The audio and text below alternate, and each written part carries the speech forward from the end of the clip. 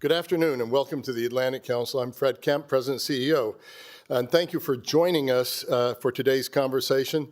Our audience virtually, our audience in our Washington headquarters, hosted in partnership with MITRE on the 2026 National Defense Authorization Act and the future of U.S. defense acquisition and innovation.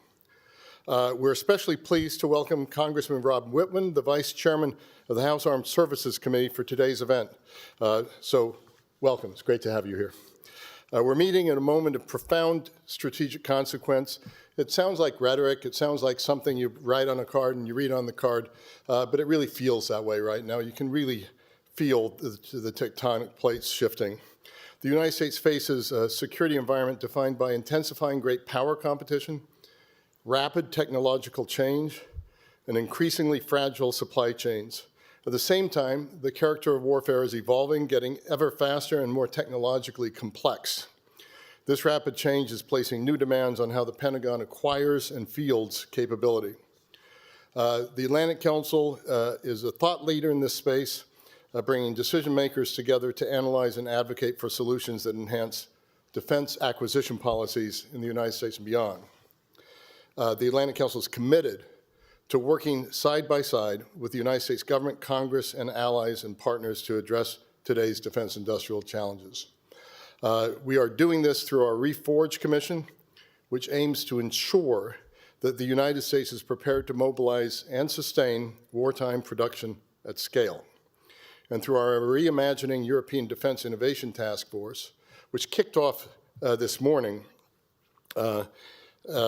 chaired by General Cavoli, former Supreme Allied Commander Europe, former commander of European Command, and it's bringing together policymakers, experts, and industry leaders from both sides of the Atlantic to ensure the transatlantic alliance can meet the industrial demands on NATO's once-in-a-generation defense transformation. These are not theoretical issues. We're really trying to move the needle on thinking and action at the speed that's required. In December, Congress passed the fiscal year 2026 National Defense Authorization Act, a must-pass annual bill with far-reaching implications for U.S. defense policy. For years, stakeholders have been pushing to reform how the U.S. reforms the defense acquisition process to make it faster, to make it more flexible, and more responsive to the realities of modern conflict. The 2026 NDAA makes especially significant strides toward achieving that goal. From key provisions to streamline acquisition processes to the establishment of a new Assistant Secretary of Defense for international armaments cooperation, the NDAA introduces new solutions to some of the most challenging issues facing our defense industrial base. Congressman Wittman has long championed defense acquisition reform, and through his role as Vice Chair of the House Armed Services Committee, he was instrumental in the shaping and passage of this NDAA. So we're delighted that Congressman Wittman is joining us for this significant conversation on U.S. defense acquisition reform and the role Congress will play in these efforts. Today's event will be moderated by Matt Koenig, Atlantic Council Vice President, Senior Director of the Atlantic Council's Scowcroft Center for Strategy and Security. I'm also pleased to introduce Dr. Keoki Jackson, Senior Vice President, Managing Director of MITRE's National Security Sector, and most importantly, an Atlantic Council board member, for some opening remarks.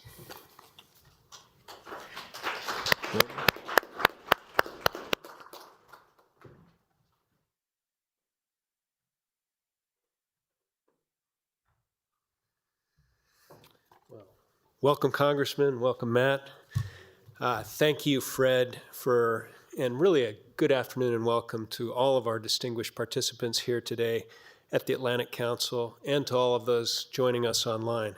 Before introducing our speaker, I'd like to take a moment just to highlight why this conversation matters so much right now. And Fred, I think, really introduced the challenging time that we're in, but this, in my mind, is also a time where we should have some significant optimism.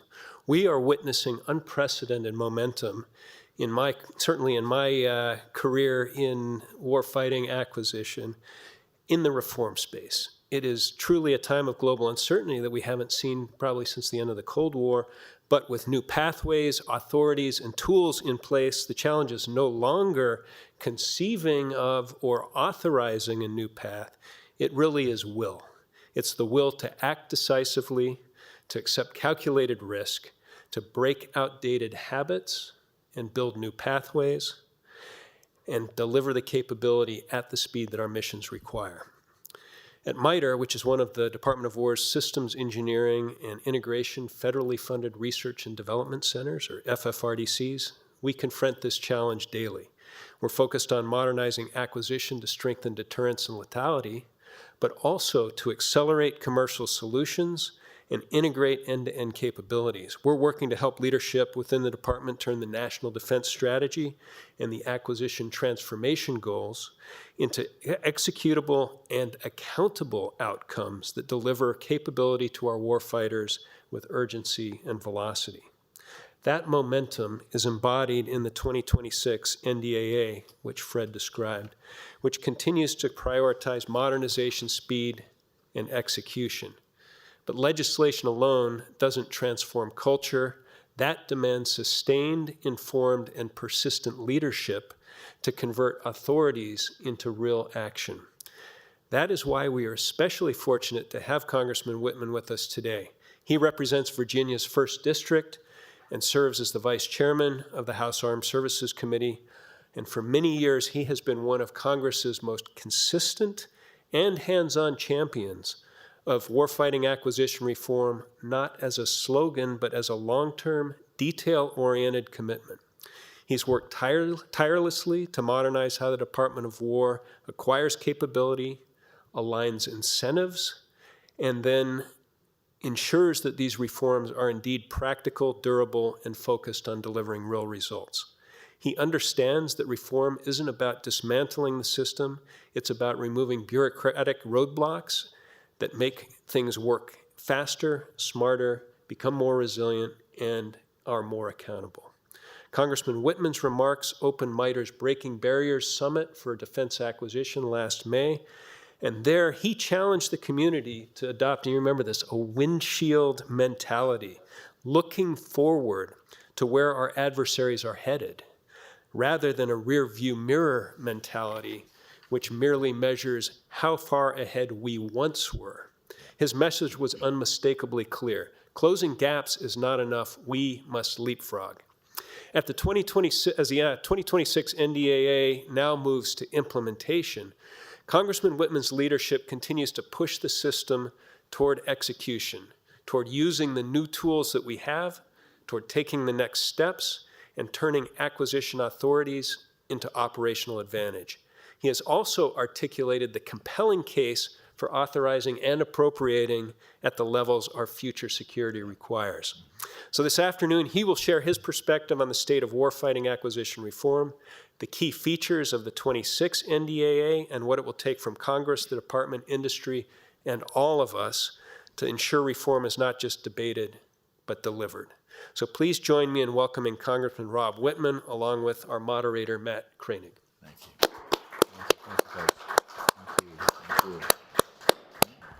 Thank you very much, Keoki. Congressman Wittman, welcome to the Atlantic Council. We're honored to have you. And let's dive right in. I'm sure all of our participants read the NDAA word for word. But for those that didn't, what are some of the highlights from your point of view? And how is this year's NDAA different from past years? Well, first of all, thank you to the Atlantic Council. Thanks much for your leadership and fostering these sorts of conversations. Listen, I'm really excited about this year's National Defense Authorization Act.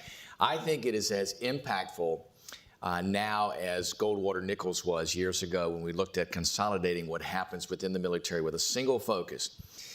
The most important part of this year's NDAA is that it is moving the process that we have now within the Pentagon from a nuts and bolts, check the box mentality to a missions outcome mentality. It's about what are we doing to achieve mission outcomes, not what are we doing about process, what are we doing about checking the box.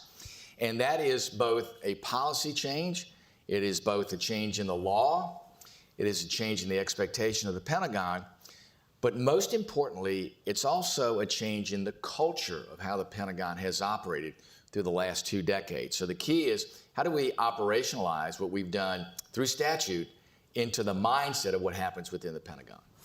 Well, and how do we operationalize that? And but yeah. Great.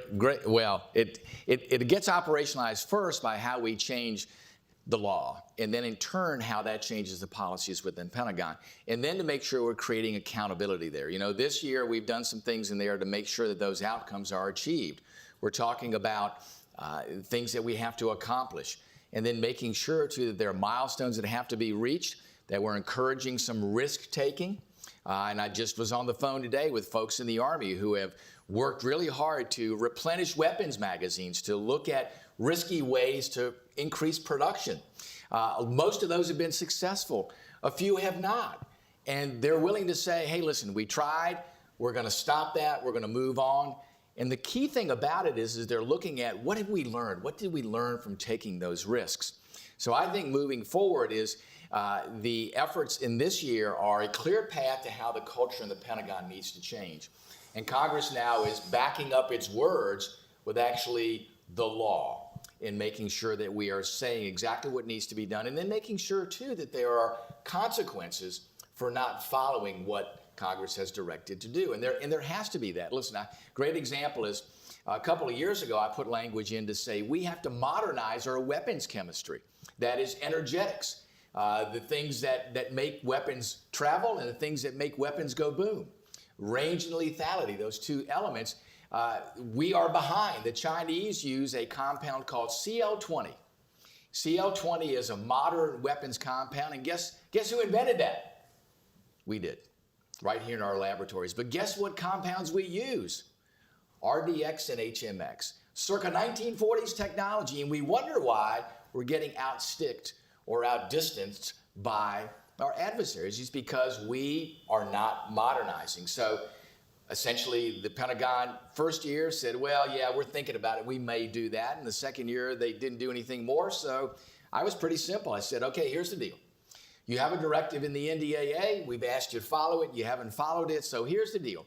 You follow it or your travel budget gets cut by 75%. So guess what happened? There's an Office of Energetics that got stood up within the Department of Defense, which is what we wanted to begin with. But it just goes to show you have to use various mechanisms to kind of get the attention of things that have to happen in the Pentagon. The good news now is that I think the culture there is changing. I think people in the Pentagon are looking at the importance of this, and there is a greater sense of urgency now than I have seen since my time here in Congress. And there is a desire to get it operationalized, whereas in the past you'd have 1 or 2 people in the Pentagon that would say, oh yes, we need to do these things, but you never saw it permeate all the different levels in the Pentagon, what I call the frozen middle. You know, a lot of those folks there said, hey, listen, don't worry about this. We've heard all this stuff before. And, you know, I was here before Wittman got here, and I'll be here after Wittman's gone. So that sort of mentality is changing now. And I want to give credit to folks in the Pentagon who are really the creative thinkers, the risk takers, and are willing to do the things necessary. We just have to do more of that. That has to become the new culture of the Pentagon, not just the transitional culture. Well, you used the key word urgency, and you've been a big champion of acquisition reform, and Fred and Keoki mentioned that. How will this NDAA streamline acquisition reform, and will it work? Well, listen, the big thing is it does away with the system called JSIDS, which is this massive enterprise that's undertaken to write a requirement. And the way I characterize this process is the way it used to happen, not the way it should happen. The way it used to happen was the requirement writers would go to the warfighter and say, what do you need? And the warfighter would say, I need an apple. And they said, okay, well, tell us what an apple is. So they'd take all this information down, and they would spend the next year writing a requirement for acquiring an apple. It'd be about 3,000 pages long. And then they would put that out there for companies to bid on and say, give us a proposal on how you produce this apple. So they would read the requirements, and they go, I think the Pentagon wants a pear. So what they do is they write up the proposals, and they said, hey, here's the proposal. We're going to provide what we think you want, and that is a pear.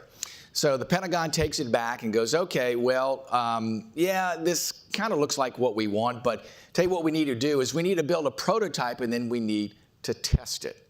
So they build a prototype, and the prototype that's built based upon the interaction with the Pentagon is actually an orange. So they take the orange and they test it and they go, well, we have to do this and we have to do that. And then the final products that they come up with to go to production, to IOC, to the initial operating capability, is actually a pineapple. So they produce this pineapple, they give it to the warfighter, and the warfighter goes, what the heck am I supposed to do with this? This is not what I asked for. But to the warfighter's credit, they take out their knife, their K-bar, and they cut the top off the pineapple, they cut the rind off of it, and they shape it into what looks like an apple, and they go, it's a pineapple, not an apple, but we're going to make it kind of work like an apple. Our effort is to say, let's do away with the requirement writing process. Let's go straight to being able to look at what technology is available out there. The companies that are out there today have mind-boggling technology.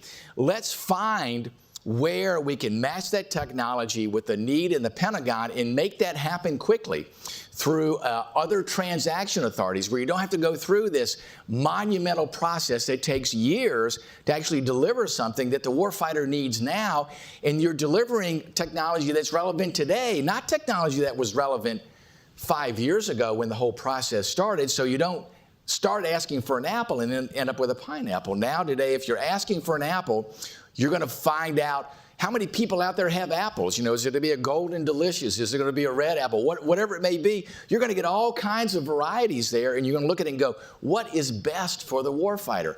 That's how this is going to make monumental change over the old system, which is a requirement writing system, to now using other transaction authorities and acquiring both technology and the hardware that goes along with it at the speed of relevance.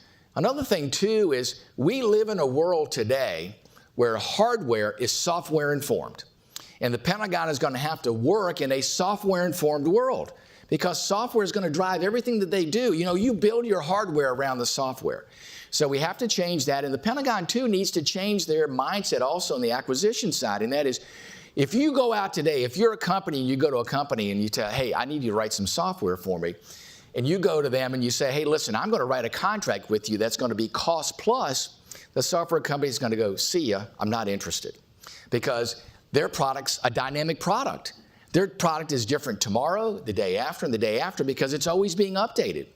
Instead of saying, oh, listen, we'll do fixed price, and along with that comes the built-in cost of doing the upgrades. So the Pentagon has to change the mindset to say, listen, we will do software acquisition through fixed price, and then make sure, too, as they acquire systems, the systems are a complete acquisition, both software and hardware, and that the software informs the systems to make sure it can adapt to the current conditions. We see that happening in Ukraine today.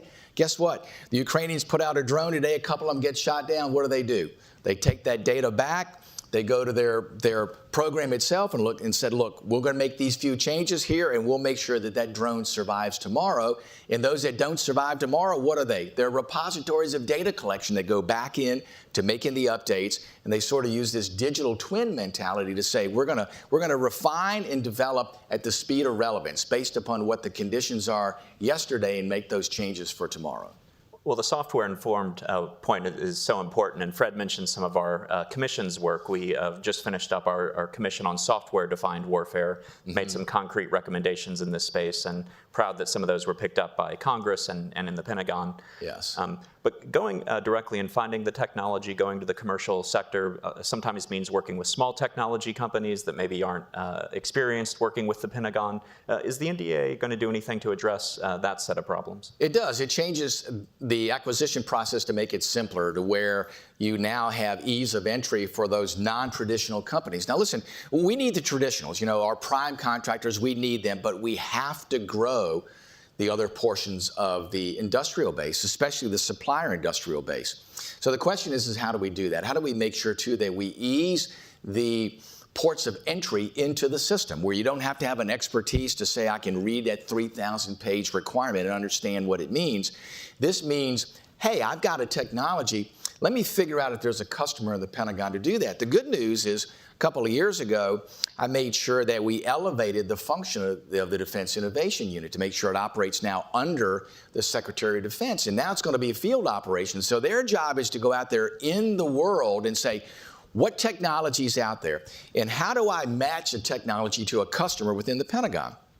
And then the other element is we were able to stand up the Office of Strategic Capital, because what we were finding was that there was a lot of capital out there wanting to invest, but they weren't quite sure where to go, where to make the investment. So the Office of Strategic Capital was about matching capital that's out there, private equity, venture capital, and said, where's a place for you to invest that's going to be the future of what the Defense Department needs? So sort of sending a pre-demand signal to make sure that investments follow where the technology needs to go for the Department of Defense. So that's opened up a lot of space for these new companies. And what I've found in the past 5 years is that those small companies, those innovators out there that 5 years ago said, not interested in working with the Pentagon, today are going, hey, I've got some really cool technology. Let me have a conversation with somebody there that can make use of this technology. How do I get in that space? So the mentality has changed there significantly, and I think it's because those companies see where their technology can be used, but also the challenges that we face around the world, and they want to be part of that solutions to the challenges we face in making sure we deter our adversaries around the world. So I think it's a big change. It's one of those transformational times, as I've said, and how we see the military, how the commercial world looks at the military, about how they see the need to get technology in the hands of the warfighter. So I think it's a really exciting time. As I said, this is a transformational moment for this nation, for our nation's military, and what we have to do is to provide the tools for those small startup companies to get into this space. And for this coming year's NDAA, the chairman and I and others have talked about what's the focus going to be. Well, we did a lot of enablers this year for folks that want to get into that space. Next year is going to be, how do we do even more? How do we grow the industrial base? How do we grow the number of prime contractors? We're at a number today, 5 or 6, however you want to count them. I think we ought to be at least 20 by 2030. And then you look at the number of medium-sized companies. I think we need to be at about 4,000 medium-sized companies to have what we need. And then if you look at the supplier base, you know, if you look at it 50 years ago, we were at almost 40,000 companies across the United States that did some sort of business with the United States military. Today, it's a fraction of that. I think we need to get back on track to that 5-digit number as far as the size of the supplier industrial base. Because if we're going to have success with our primes and our medium-sized companies, they need a foundation, and that foundation is what we build the future of this nation's military on, and it starts with those small companies that will be part of the supplier base. Yeah. Well, speaking of revitalizing the U.S. Defense Industrial Base, one of the commissions Fred mentioned we're doing is a Reforge Commission co-chaired by Mac Thornberry and Kath Hicks. Yes. So we'll be doing some work on this on the outside, and we'll love to stay in touch with you and your team with our recommendations. But speaking of revitalizing the defense industrial base, the National Defense Strategy came out last week, 4 key pillars, including revitalizing the defense industrial base. Is the NDS aligned with the NDAA, and more broadly, are the executive and legislative branches aligned? Because they're not always on this issue. That's right. Well, listen, I think it's for the most part aligned. Obviously, they're thinking in a couple of different ways, not bad ways, but ways that are a little bit different, which is good. That should provoke thought on Congress's part to say, what are the things that we need to do to push this envelope forward to make sure we're doing all the things that are necessary. I think it's a great exercise. If you look at the National Security Strategy, which now leads to the National Defense Strategy, I think it's a good start in where the conversation needs to go. The challenge with those documents is they are always what I call visionary documents. These are the things that we need to do. How are they operationalized? Well, they're operationalized the next step through the POM, which is all the service branches go, okay, now here are the things we need to do to operationalize that. And then the most important part of that is what the combatant commanders come up in the unmet needs list, because they see the threat as it exists today.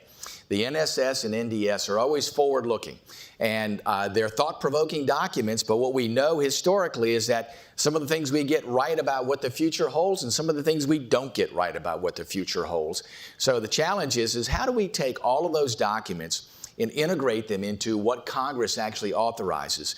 So as I look at those documents, you take the National Security Strategy, National Defense Strategy, the POM from each of the service branches, and then the unmet needs list, and you go, okay, now how do we create the right mix of resources for the longer term and then resources for the shorter term? And as you look at the things we need to do to ensure sustainability, what we have heard from the major companies that are helping us rebuild our weapons magazines is long-term certainty. You know, we've been on a roller coaster ride as far as recapitalizing our weapons magazines, and that's because we go to these companies and we say, hey, build us a bunch of weapons for 2 years, and then 2 years later you go, oh, sorry, we don't need them anymore.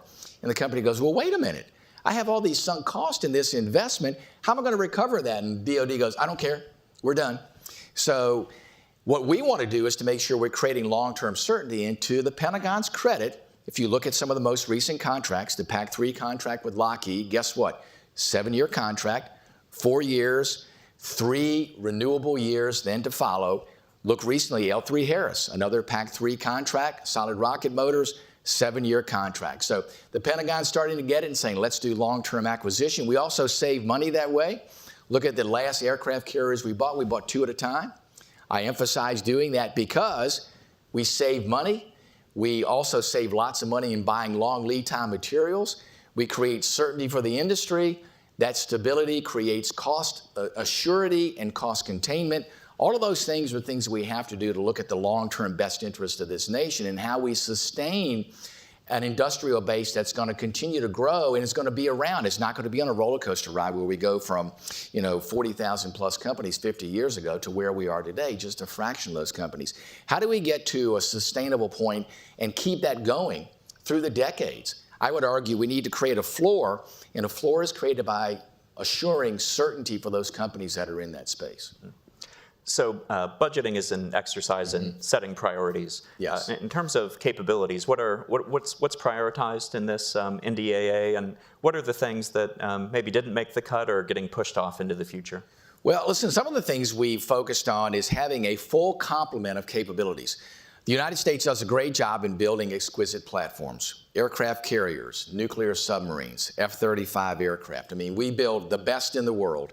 Even though our adversaries are racing to catch up, we still build the best in the world. How do we close the gap? We close the gap by making sure we push forward the same technology into platforms that are attritable and expendable. And that's how you create that mass that deters our adversaries. That's how you close the gap. That's how you make an even greater utility, or create a greater utility in the resources that you spend by funding those systems. So this year we place a tremendous amount of emphasis on attritable and expendable platforms.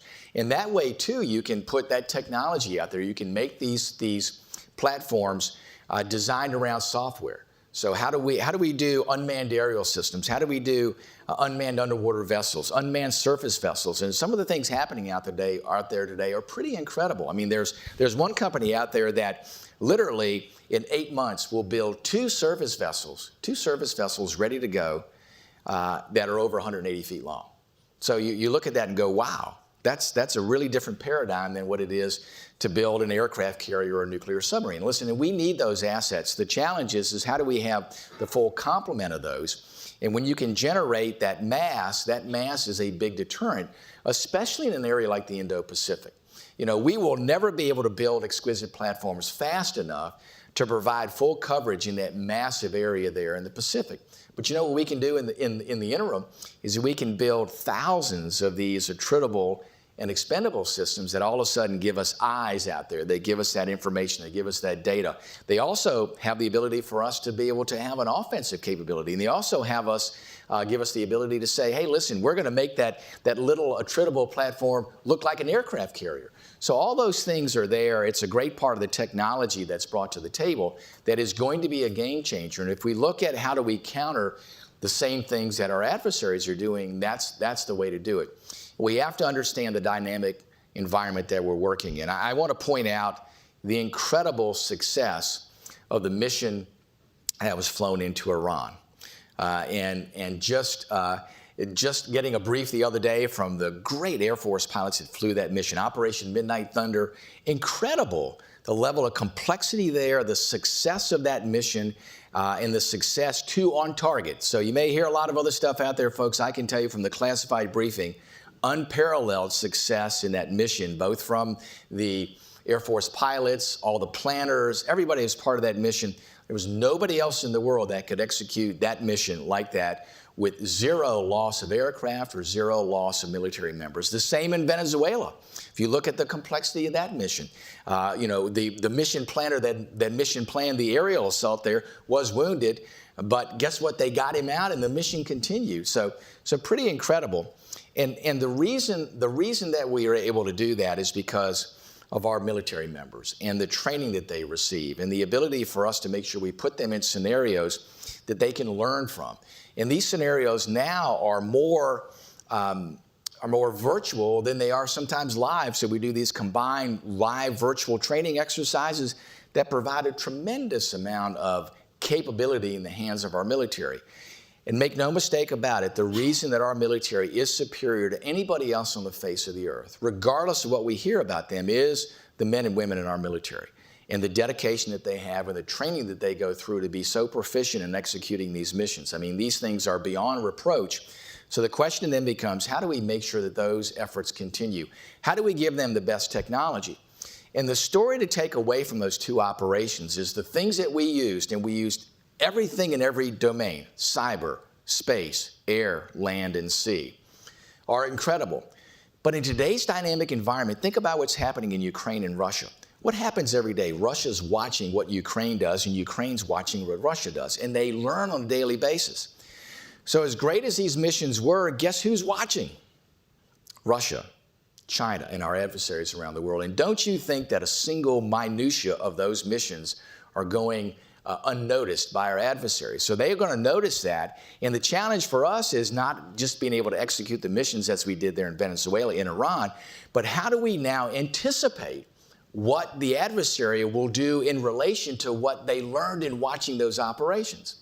As Keoki said, it's about how do we look in the windshield? How do we start to anticipate? How do we look forward? How do we say, okay, we have to understand that our adversaries are going to react to that. We're not going to be in a static environment where we go, hey, we're so great, look at how great those missions went. We can rely on that success for decades to come. No. I can tell you in our conversations, the good news is our conversations with the folks that executed those missions are now thinking about what do they do to counter what we know our adversaries will do and what they've learned from those missions. Well, I used to work on the Iran desk in OSD policy, so thought about what strikes on Iran's nuclear program might look like, and I was surprised at how, pleasantly surprised at how well that mission went. It was incredible. So I'm going to ask maybe one more question, then I'll be turning to the audience, so be thinking about your questions, and those of you watching online, you can also join the conversation by submitting questions at askac.org. So we are at the Atlantic Council. Our mission is about working alongside allies and partners. Can we talk about allies? We want to make sure our allies have the best capabilities, yes. But sometimes we get in our own way with export controls, concerns about secrecy. Does this NDAA do anything to break down barriers and encourage allied defense industrial cooperation? Well, it does. The start is changing how we do foreign military sales. So now, as you know, there's a position in the Pentagon that's going to do nothing but foreign military sales. So that kind of shrinks the bureaucratic process to get it to what do our allies need and how do we get it to them faster? You know, when I hear from allies that said, hey, we've got an order in for these jets and we're being told it's 4 years before we get those aircraft, well, that's not very very reassuring to our allies. So we have to make sure that FMS happens faster. That's going to come with increased industrial capacity because when they go to the defense companies here in the United States, they say, hey, at the rate we're producing, you know, you're down the list, so you'll get your jets 4 years, 5 years down the road. Unacceptable. Another element, too, is how do we reform the ITAR requirements? And obviously that falls not under the Armed Services Committee, but the Foreign Affairs Committee. So we have to look at how do we change that? How do we look being a little more open about transferring technology, especially to our friends, especially technology that we can leverage in the resources that they have. And we already have the template for that. Look at the AUKUS agreement. Look at what we've done there, and especially Pillar 2 of the AUKUS agreement. That's going to allow significant technology transfer. And when we look at ITAR, actually treat Canada better than we do Australia, and we have a formal agreement with Australia, so we have to make changes to make sure that ITAR now allows us to exchange technology with our friends, especially those that we have these agreements where we're going to jointly build nuclear submarines, where we're going to be sharing technology in the realm of cyber and the realm of AI. I mean, we have to be forward thinking with that. We can't have this this limited mindset to say, we're the best at everything and we're the only people on the earth that we can trust is ourselves. Wrong answer. We have to look at it and say there are other countries that have some pretty incredible technology. And by the way, how do you build trust? You have to give trust first and then have trust earned. That's the way to start down that road. Wonderful. All right, well, let me turn to the audience, and I see a hand right here. And if you could introduce yourself and your affiliation. Hi, Congressman. Thank you for your time. William Winkler from the Elliott School of International Affairs, master's student in international affairs. So all of us here in the room probably know the beginning of DIU and how it was rather a rough start. With now the DIU having their own budget of $1 billion, if I remember that correctly, with all the process that we have been going through here in the United States of reforms in the acquisition process, what are some certain things that you would recommend for our allies in the Indo-Pacific as well as in Europe to reform in their acquisition process? Absolutely, William. Great question. What we see happening with DIU is that they've done a tremendous job in really seeking out where the technology is and then matching it with the customer in the Pentagon. But to put it in perspective, think about it. $1 billion out of now this year combined reconciliation in the defense budget, $1 trillion. Is that really going to make a difference? I would argue not. We need to ramp up the number of dollars that they have available for them to be able to utilize. So first of all is placing the resources where you want to emphasize, and you want to send the demand signal there too. You want to make sure that companies know about DIU and know that they have a certain amount of resources at their avail that they can automatically put out there to get these companies going. I think too that in looking where our allies are is there's a tremendous amount of technology out there that many times goes unutilized. I just went to a groundbreaking last week to a company from Norway, Kongsberg. And guess what Kongsberg is going to be doing? They're going to be building naval strike missiles and joint strike missiles. Just goes to show that there are other companies around the world that have pretty advanced technologies that we can utilize here in the United States. And they wanted to build here because they wanted to be able to get these weapons into our Navy weapons magazines and Marine Corps weapons magazines quickly. How do you do that?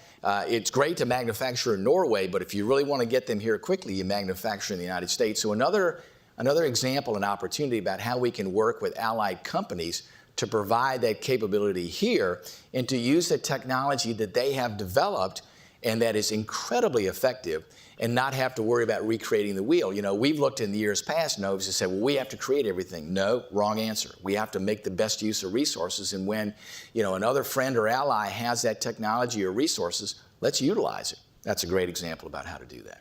Okay. Thank you. Thank you. Other questions? Let's go to the back, and if you could introduce yourself. Yeah. My name is Carlos. My affiliation is Ukrainian Congress Committee of America. You mentioned Ukraine, Yes. Which is now home to one of the most experienced, innovative defense and drone tech industries in the world. How do you see the U.S. and Ukraine cooperation, whether co-production or other defense cooperation with Ukraine, and what role do you think Congress could play in that? Well, listen, I had a great opportunity to visit Ukraine and meet there with the Minister of Defense and the Minister of Digital Transformation. And what they're doing there is unbelievable. And the good thing is that Ukraine is building their own defense industrial base because they know what they need to deter Russia, because they see Russia building their defense industrial base. I think there's a lot that we can learn from Ukraine. The Ukrainians look at technology and are very innovative, great in working with software. And again, you know, they've changed the paradigm. Their paradigm is for their hardware to be software informed. So every day they change that. They also look at innovation. I mean, they're producing drones on digital printers in basements across Ukraine. So they don't let anything limit them.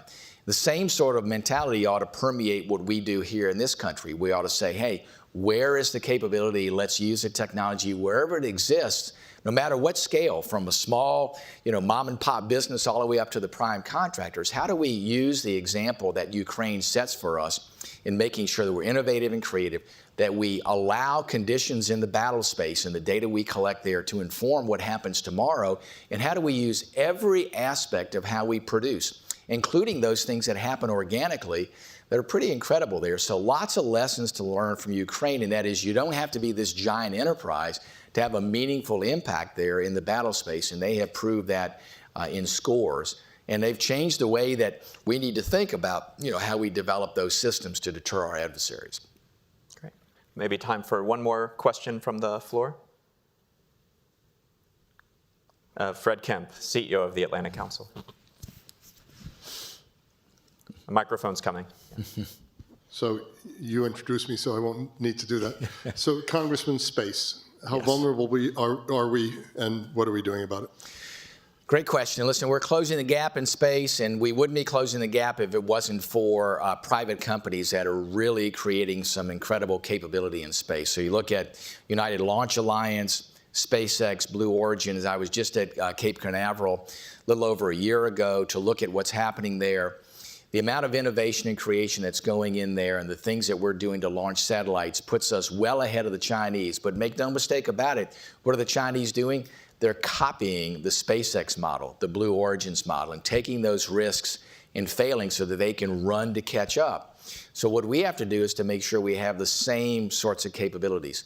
The challenge today as we speak is that Cape Canaveral and Vandenberg are at their capacity, especially with the new heavy launch vehicles that are coming into the inventory.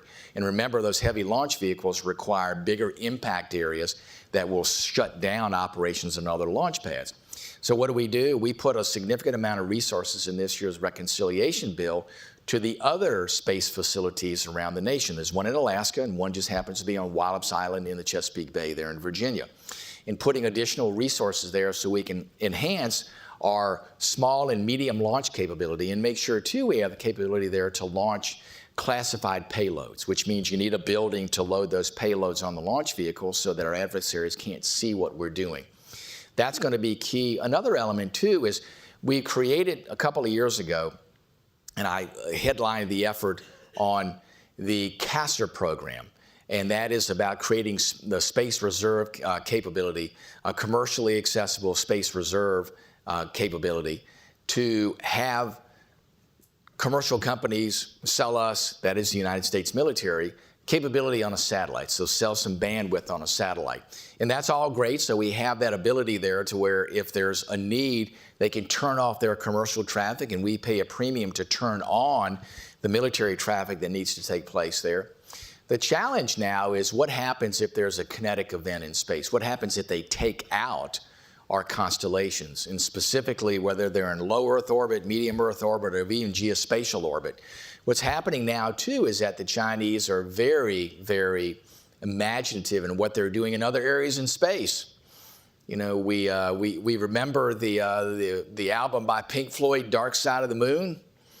The Chinese have taken that literally in the things that they're doing out there. So what we have to do is create an additional element in the CASR program, Commercially Augmented Space Reserve, is that we want to make sure that we have in reserve launch vehicles.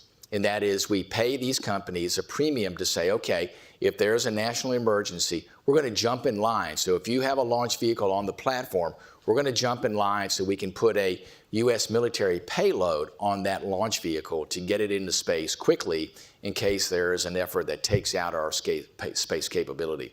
So to have that to augment the other things that we're doing in space, not just having the capability on the satellites, but putting back up satellites that are strategically important. And that means Space Force needs to look at, what are the priorities there? What are the constellations that we need to have in reserve? Where are those? Where do we keep them and make sure that they're available to launch? What I think we need to do is not just have those in a warehouse where they gather dust and they antiquate, and then when we need them, you look at it and go, gosh, it doesn't work, we run it through a test, or it's antiquated, is how do we keep a number of those constellations in reserve and keep cycling them, but have a larger number than what's needed at any one time, so that if we need to launch additional ones, we have those in reserve. So it truly will become a space reserve program in how we operate that, not just with the bandwidth we have on constellations, but also the constellations we have extra in reserve that if needed, we could launch tomorrow by paying a premium to these companies that build these launch vehicles to put it on their launch vehicle and get it into space. Space Force is already starting to work on that. What I want to do is to make sure that we operationalize it by codifying it, put it in the code so it's not just a program. Because if it's a program, it can go this year and next year it can be stopped. If it's a requirement in Title 10, guess what? It'll be there for the duration and will assure each year it'll get looked at and it'll get funded. Before we close, final brief forward-looking question. Yes. So defense budget this year, just under $1 trillion. President Trump has said for 2027 he wants a $1.5 trillion defense budget, which would be a major increase, and I think much needed. Are we going to get a $1.5 trillion defense budget next year, and what would it be spent on? How would you shape that? Well, listen, I think getting to the $1.5 trillion number is probably going to be a transition. That's a big step to take from a budget this year. Combined reconciliation and the defense appropriations bill this year, about $1.05 trillion. To get to 1.5, the challenge is how do you make the math work on that? I think what's going to happen, and you've heard a little further refinement, is that we get to 1.5 by 2030.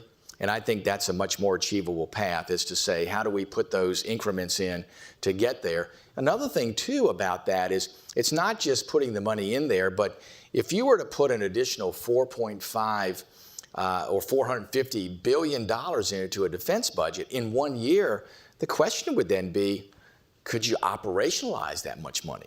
I mean, that's really the key. I think you'd have real problems getting that much money in the pipeline and using it efficiently.